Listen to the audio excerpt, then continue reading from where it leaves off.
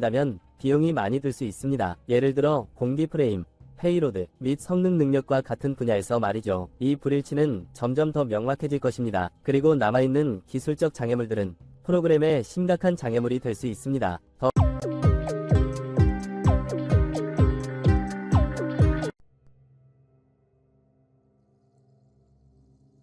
드디어 몇 가지 소식을 들었습니다. 미 공군의 6세대 전투기에 대한 이야기입니다. 미 공군이 제작한 가장 첨단 항공기는 새로운 F-35의 3배에 달하는 비용이 들 것입니다. 이 초기 발표는 흥미로웠지만 동시에 몇몇에게는 우려를 일으켰습니다. 비용이 더 비쌀수록 더 많은 부담이 될 수 있기 때문입니다. 이 전투기는 대량 생산하기가 어려워지고 실용적이지 않게 됩니다.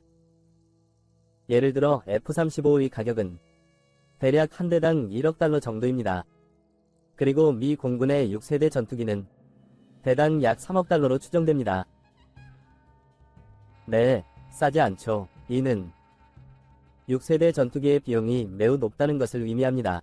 15와 동일 F-35는 왜 NAD 6세대 전투기가 이렇게 많은 비용이 들 것으로 예상되는지 이해하려면 그 일부 예상되는 능력들을 살펴봐야 합니다.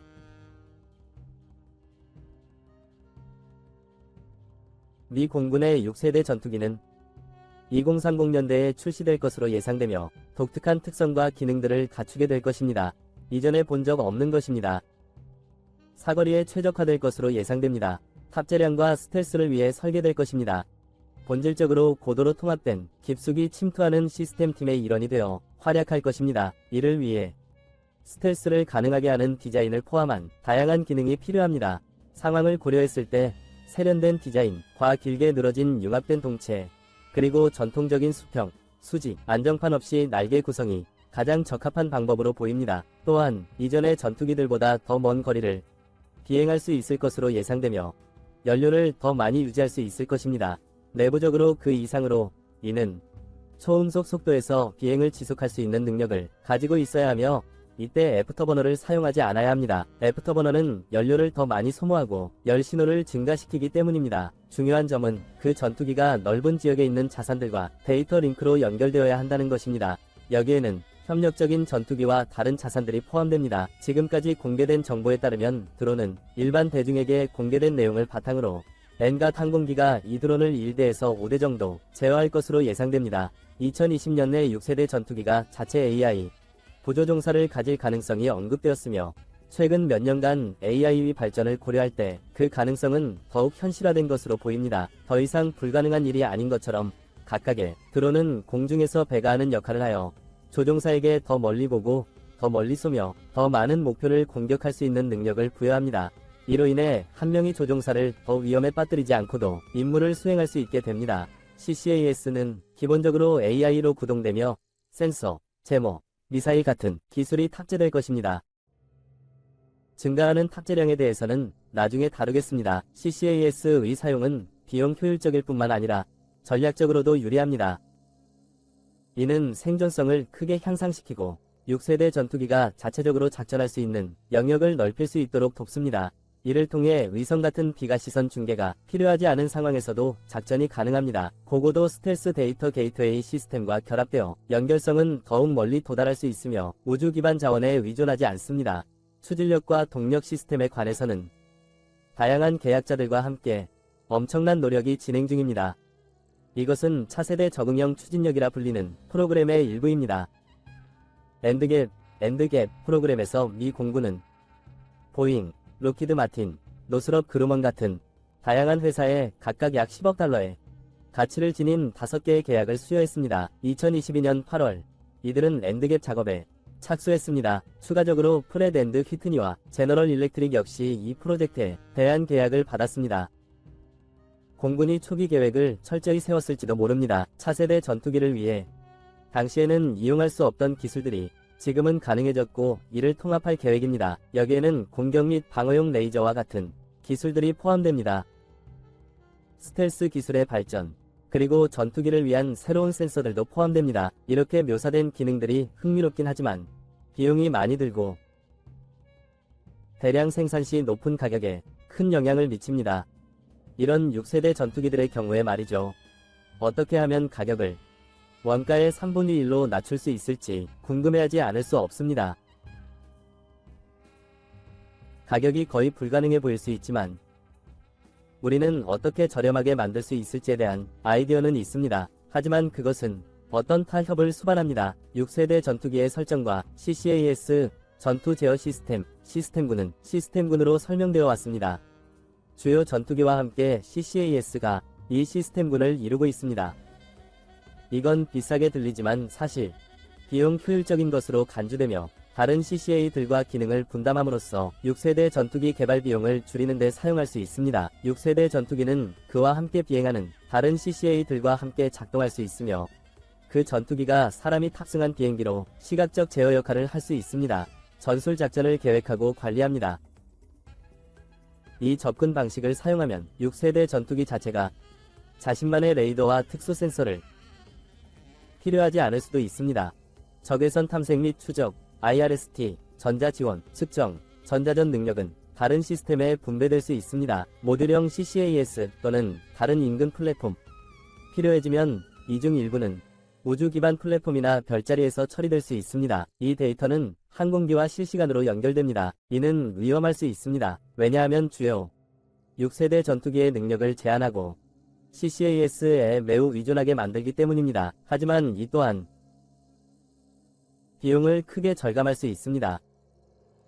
또한 CCAS는 분산 페이로드 플랫폼으로도 활용될 수 있습니다. 이는 XQ-67 같은 항공기에서 오프보드 감지 스테이션을 채택하는 것을 본 적이 있습니다. 이는 그러한 시스템의 초기 실험이라고도 부를 수 있습니다. 하지만 이를 채택하면 6세대 전투기의 능력이 줄어들게 될 것입니다. 고도의 전투 상황에서 혼자서 작동하는 것은 그러나 6번째 세대 전투기의 본래 개념과는 반대될 것이다. 그것은 바로 중거리 요격기와 같은 비교적 매우 큰 전투 반경과 다양한 무기를 대량으로 탑재할 수 있는 능력을 가진 항공기를 의미한다. 그래서 내부에 다양한 무기를 장착할 수 있어야 한다.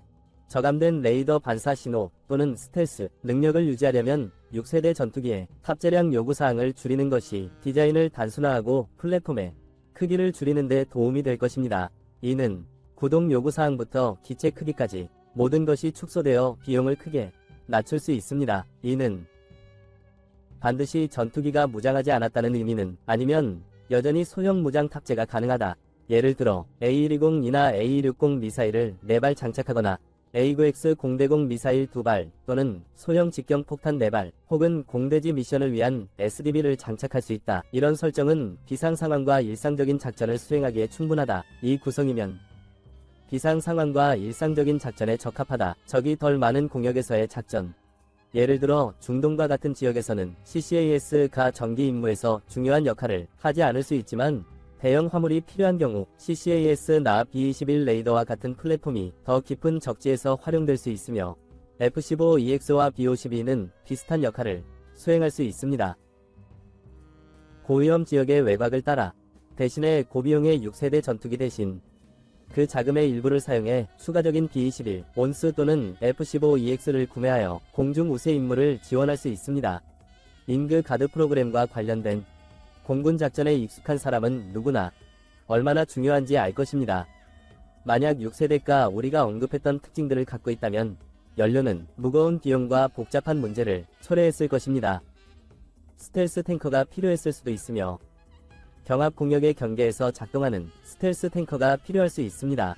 그렇다면 미국 공군 USAF는 스텔스 탱커를 개발해야 할지도 모릅니다. 더 긴 범위가 필요한 6세대 전술 제트기는 어느 정도 성능 목표를 조정하여 보완할 수 있을 것이다. 비행기의 성능 목표도 수정될 수 있으며 조금 더 느리게 만들거나 예상보다 낮은 고도로 비행하도록 설계할 수 있을 것이다. 극단적인 혹은 첨단 성능 요구사항을 완화하는 방식으로 첨단 소재와 기술에 관련된 높은 비용을 피하고 NG가 에어프레임을 더 단순하고 저렴하게 만들 수 있습니다. 이렇게 하면 차세대 적응형 추진 프로그램의 목표를 축소할 수 있게 됩니다. 기존 엔진을 개조한 버전을 사용하면 추가적인 비용 절감이 가능합니다.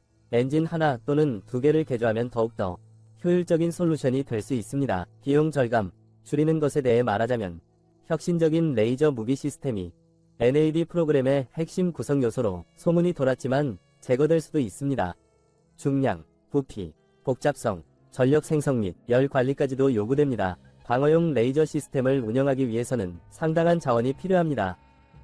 타협이 이루어진다면 비용이 많이 들 수 있습니다. 예를 들어 공기 프레임, 페이로드 및 성능 능력과 같은 분야에서 말이죠. 이 불일치는 점점 더 명확해질 것입니다. 그리고 남아있는 기술적 장애물들은 프로그램에 심각한 장애물이 될 수 있습니다. 더 간단히 말하면 다른 브레이크스로우 혁신들이 실제로 다가온다면, 이 전투기가 나간다면 레이저도 나가야 한다. 그렇다면 고급 페이로드 센서와 전자전 장비를 제거하는 것은 우리를 어디로 이끌게 되는 걸까요?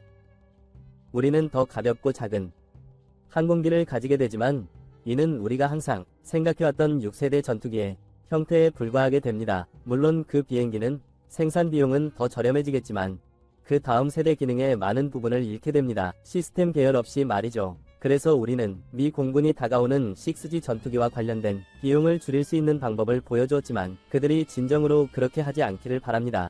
만약 그들이 여전히 최전선에서 경쟁하고 혁신을 이어가고 싶다면 다른 곳에서 희생이 필요하다. 켄달은 2023년 내 그들이 원한다고 말했다. 최소 200명이 잉드가드 전투기와 TH-000 드론 동료를 전투에 동반할 것이라고.